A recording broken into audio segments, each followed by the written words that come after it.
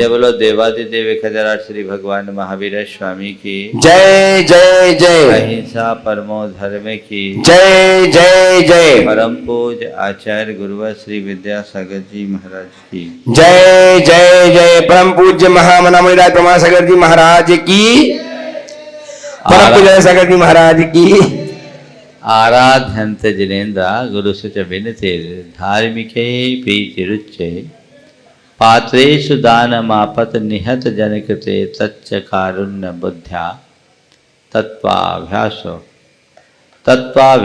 सखैव तरति रमलम दर्शनम यत्र पूज्यम तद्गार्हस्थम बुधानां मित्रदेहि पुनर्दुःख दो मोह पाश। जिस कारिका के ऊपर आधारित विगत दिनों से प्रवचन चल रहा था, आज उसकी अंतिम कड़ी है। गृहस्थ जीवन को सफल और सार्थक बनाने वाले गुणों में आज सबसे अंतिम और सबसे महत्वपूर्ण गुण की चर्चा कर रहा हूँ। वह है निर्मल सम्यक दर्शन। हमारा जीवन तभी सत्कृतार्थ होता है जब सम्यक दर्शन की अभिव्यक्ति हो। जब कभी भी सम्यक दर्शन की बात आती है, हम सम्यक दर्शन की शास्त्रीय चर्चाओं में उलझ जाते हैं, लेकिन यदि हम उसे व्यवहारिक रूप में देखें और समझें तो उसका हमें बड़ा लाभ मिल सकता है। सम्यक दर्शन को हम सीधे सीधे शब्दों में कहें तो कह सकते हैं सही दृष्टि। हम जीवन जी रहे हैं, लंबा चौड़ा जीवन जीने के बाद हमें यही पता नहीं कि मैं कौन हूँ और मेरा क्या है। जीवन को जब तक हम सही नज़रिए से देखने की दृष्टि प्रकट नहीं करते, तब तक हमारे जीवन का कल्याण नहीं हो सकता। तो हर व्यक्ति को सबसे पहले ये जानने की ज़रूरत है कि वह कौन है और उसका क्या है। हम अपनी पहचान सदैव नाम और रूप में करते हैं और उसके साथ सांसारिक संयोगों के आधार पर अपनी उपलब्धियों को गिनते हैं, जबकि इनसे मेरा कोई प्रत्यक्ष नाता नहीं है। मेरा केवल मैं हूँ और मुझे मैं तक सीमित रखना चाहिए। आज के संदर्भ में जब हम सम्यक दर्शन की बात करने जा रहे हैं, 4 बातें आप सबके मध्य मैं करना चाहूँगा। वो है भ्रम, मर्म, कर्म और धर्म। भ्रम, मर्म, कर्म और धर्म। भ्रम यानी मिथ्यात्व, अज्ञान। संसार में हम आप जितने भी संसारी प्राणी हैं, अनादि से एक प्रकार के भ्रम में जी रहे हैं। और ये भ्रम एक प्रकार का जो भ्रम हो अनेक रूपों में प्रकट होता है। जैसे सबसे पहला भ्रम शरीर में आत्मा होने का भ्रम। जिसके अंदर ये भ्रम है वो यथार्थ से बहुत दूर है। देह आत्मबोध एक भ्रम है। जब तक ये भ्रम बना रहेगा वो व्यक्ति शरीर की उत्पत्ति को अपनी उत्पत्ति और शरीर के विनाश को अपना विनाश मानता रहेगा और शरीर के आश्रित संयोगों में उसके हृदय में हर पल खुशी और कभी दुख का भाव होता रहेगा। अपने मन को पूछो, मैं अपने आप को किस रूप में गिनता हूँ? क्या लगता है जो मेरा शरीर दिख रहा है वही मैं हूँ या उससे परे भी मेरा कोई जीवन है? ये हमें अपने भीतर तलाशना है, अपने भीतर झांक कर देखना है। तन उपजत अपनी उपज जान, तन नशत आपको आप मान की ये धारणा हमने अनादि से बना रखी है। जब तक इस धारणा को हम सुधारते नहीं तब तक हमारा उद्धार नहीं हो सकता। तुम शरीर हो या शरीर में हो, ये विचार करना है। मैं शरीर में हूं, मैं शरीर नहीं, इस बात का बोध जिसे होता है वही सम्यक दृष्टि होता है। हम लोगों का संस्कार जन्म जन्मांतरों का कुछ ऐसा बना हुआ है कि हमारी बुद्धि देहाश्रित बनी रहती है। हम उसी रूप अपने आप को मानते हैं। शरीर में एक थोड़ा सा भी विकार प्रकट होता है, ऐसा लगता है ये मेरा विकार है। ये स्वाभाविक है, अनुभव में ऐसा आता है, लेकिन फिर भी अपने भीतर की समझ पूरी तरह स्पष्ट होनी चाहिए कि ये मेरा ऊपर का चोला है, मैं शरीर नहीं। जो केवल शरीर में आत्मबुद्धि रखते हैं वे थोड़ी थोड़ी बातों में विचलित हो जाते हैं, उनका मन टूट जाता है। लेकिन जो शरीर से भिन्न आत्मा के श्रद्धानी होते हैं वो बड़ी से बड़ी विपत्ति को भी बहुत आसानी से झेल लेते हैं। अभी एक भाई एक बहुत जानलेवा बीमारी से ग्रसित हुआ। बीमारी ऐसी जिसको सुनकर के लोग शॉक्ड हो जाएं। उस व्यक्ति को मालूम पड़ा कि मेरे साथ ये बीमारी है। उसने कहा ठीक, ये बीमारी है तो है, बीमारी आई है चले जाएगी, मैं तो बीमार हूं नहीं, शरीर बीमार है। मैंने पूछा तुम्हें कोई डर कोई चिंता? बोले मुझे डर नहीं, मुझे मरना है नहीं, मुझे तो देह परिवर्तन करना है। ये सोच, अज्ञानी मरता है और वो मरने से डरता है, और जो मरने से डरता है वो मरने के पहले भी मरा ही रहता है। लेकिन इतनी बड़ी बीमारी को फेस करने वाला व्यक्ति यदि अपने भीतर स्थिरता ले आया है और ये कह रहा है मुझे मरना नहीं, देह परिवर्तन करना है, यानी ऊपर का चोला बदलना है, तो यही तो सम्यक दर्शन की परिणति है। ये स्थिति व्यक्ति के भीतर घटना चाहिए। अरे अब क्या होगा, अब क्या होगा, मुझे ये हो गया, मेरे आगे का क्या होगा, मेरे पीछे का क्या होगा, मेरी पत्नी का क्या होगा, मेरे बच्चों का क्या होगा, मेरे परिवार का क्या होगा, मेरे व्यापार का क्या होगा।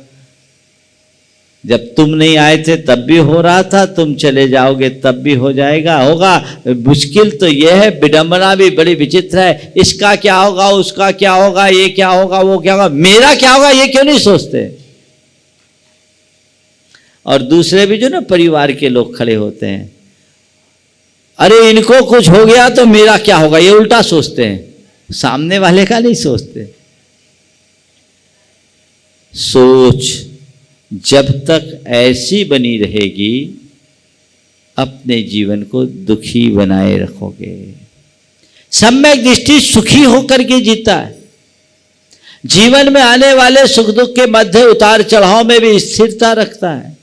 तो शरीर में आत्मबुद्धि हटाओ। अगर तुम्हारे लिए कोई बीमारी हो तो ये समझो ये भीतर का विकार निकल जाएगा, हो चाहे नहीं हो, मेरे भीतर कोई बीमारी नहीं।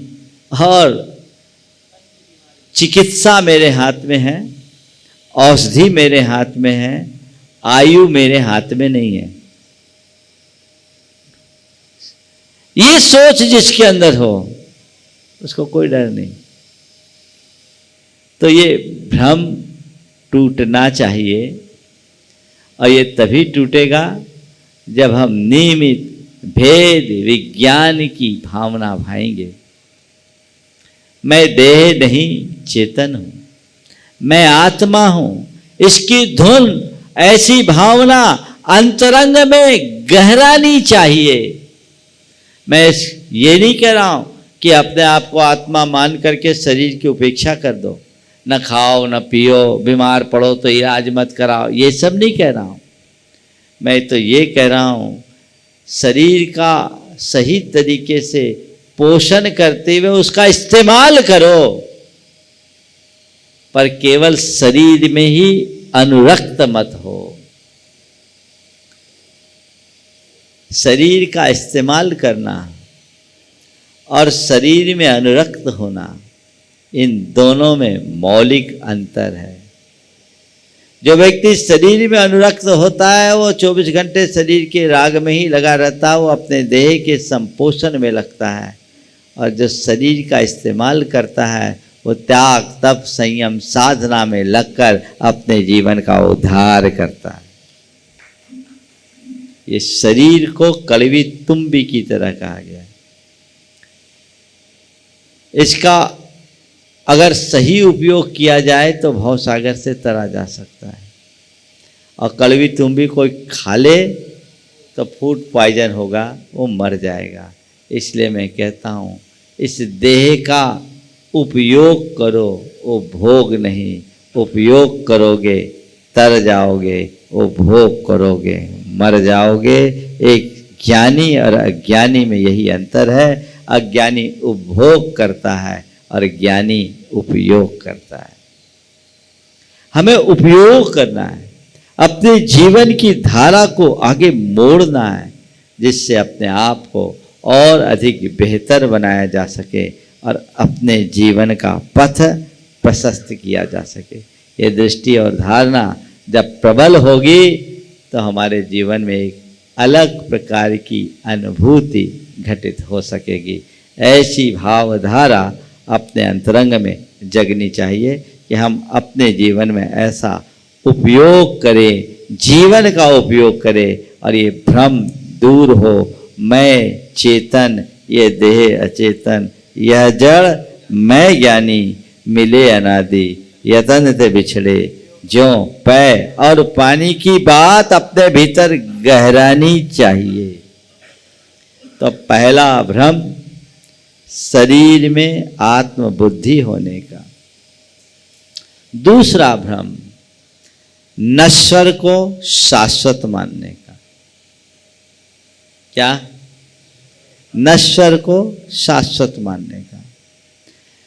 शरीर मैं नहीं हूं, चलिए क्रम से और बोलता हूं। दूसरा भ्रम पर को अपना मानने का। दूसरा भ्रम है शरीर मैं नहीं हूं, चलो शरीर मैं नहीं हूं पर मेरा तो है। शरीर मेरा है, परिवार मेरा है, परिजन मेरे हैं, संपत्ति मेरी है, संबंध मेरे हैं। ये भी तो बात आती है, ये सब मेरे हैं, मेरे हैं, मेरे हैं, ये सब मेरे हैं। तो ये मेरे मेरे रटते रटते तो जीवन चला जाए।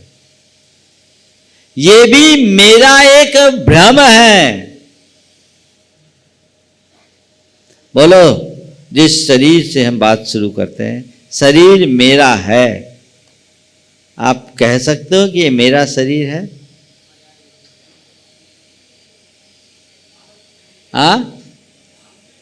यही तो भ्रम है। अगर तुम्हारा है तो तुम्हारा उस पर नियंत्रण होना चाहिए। है नियंत्रण? क्लीन शेप करके कितने ही अप टू डेट बनने की कोशिश करो, झुर्रियों से नहीं बच सकते। आउट ऑफ डेट तो होना होगा ना। क्या हुआ? एक श्वास पर तुम्हारा नियंत्रण है, फिर वो तुम्हारा कैसे? तुम्हारा है। ये मान्यता सही है या भ्रम? बोलो, भ्रम है ना। ऐसा भ्रम में जीने वाला सम्यक दृष्टि है या क्या है?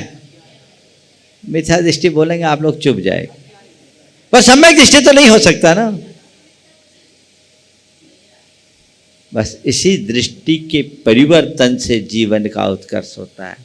शरीर धारण किया हुआ है, लेकिन ये मेरा नहीं है, ये संयोग से उत्पन्न एक पर्याय है, जो संयोगों के टिके रहने तक टिकेगा और संयोग बदलते ही छिटक जाए। ये भ्रम टूटना चाहिए। ना हम देह हो, मैं देह नहीं हूं, न ये मेरा है। मेरा और इस देह का गठबंधन जरूर है, पर ये मेरा नहीं है, संयोग है। चलो, ये परिवार तो मेरा है, कब तक तेरा है? हाँ, जब पैदा हुए तो किसको लेकर आए थे? अकेले आए थे, जाएंगे भी अकेले, फिर भी ये मेरा, ये मेरा, ये मेरा, ये मेरा, ये मेरा। क्या तेरा? इसे तो जान, क्या तेरा है? ये परिवार भी सुबह शाम का डेरा ही है, एक संयोग है। उन संयोगों के रहते रहते ये परिवार है, लेकिन नहीं तो क्या करें महाराज, परिवार छोड़ के निकल जाएं? मैं ये नहीं कहता, केवल एक समझ रखने की बात करता हूँ, घिरे रहो परिवार से पर भूलो न ये विवेक, आया एक का एक था, अंत एक का एक। इस विवेक को ध्यान में रखो, एक आया, अंत भी एक ही है। ये तो मेरा भ्रम है कि मैंने मान रखा ये सब मेरे हैं। संपत्ति मेरी, ये घर मकान जमीन जायदाद धन पैसा मेरा, हाँ, ये मेरे पास हो सकते हैं पर मेरे नहीं हो सकते। एक परमाणु भी मेरा नहीं है, मेरा है, ये मेरी मान्यता है, जो भ्रम पूर्ण मान्यता है। और जब तक ऐसी मान्यता हावी होगी, हमारे जीवन का ऐसा ही रोना बना रहेगा। इस अवधारणा को बदलने की आवश्यकता है। शरीर मेरा नहीं है, संपत्ति मेरी नहीं है, परिवार मेरा नहीं है, परिजन मेरा नहीं है। ये जो मेरी धारणा है वह केवल मेरा भ्रम है। और जब तक इस भ्रम का निवारण नहीं होगा, तब तक हमारे जीवन का उद्धार नहीं हो सकता। भ्रम का निवारण होना चाहिए। तो ये समझ रखो कि ये मेरे नहीं है, मेरा केवल मैं हूं। तीसरा है, चलो महाराज मेरे नहीं है, मेरे पास है तो कुछ दिन तो काम में आएंगे, कि काम में भी नहीं आने वाले। ये सब क्षण भंगुर है, अभी है, अगले पल रहे न रहे कोई बात भरोसा नहीं। भंगुर को शाश्वत मानना भी तुम्हारा एक भ्रम है। सब नश्वर है, सब क्षण भंगुर है, आज रहे कल रहे न रहे, इसका कोई ठिकाना नहीं। ये कभी भी विनष्ट हो सकते हैं। इसलिए क्षण भंगुर को शाश्वत कभी मत समझो।